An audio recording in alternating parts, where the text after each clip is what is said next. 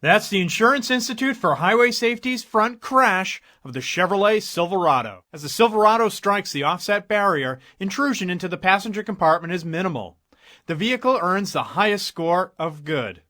The dummy's movement is well controlled throughout the crash. During rebound, the driver's head remains safe from injury and only comes in contact with the head restraint. There is a low risk of injury to the neck, head, and chest in a crash of this severity. However, forces on the lower leg indicate that an injury would be possible.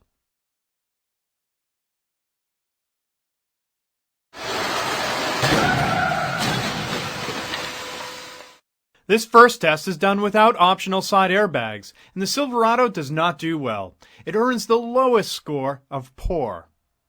Measures taken from the dummy indicate that rib fractures and internal organ injuries would be likely, and serious neck injuries and a fracture of the pelvis would be possible.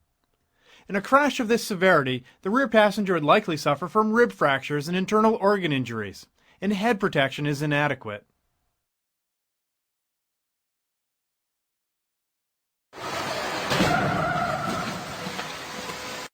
Now this is the side crash of the Silverado with optional side airbags.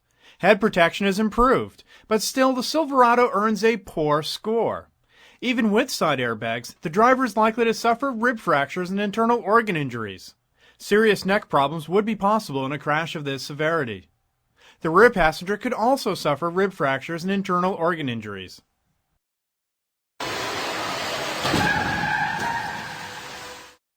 Beginning with 2010 models, side curtain airbags became standard on all Silverados.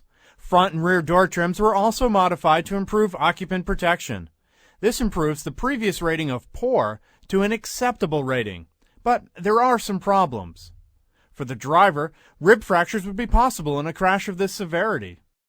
As for the rear passenger, measures taken from the dummy indicate possible rib or internal organ injury.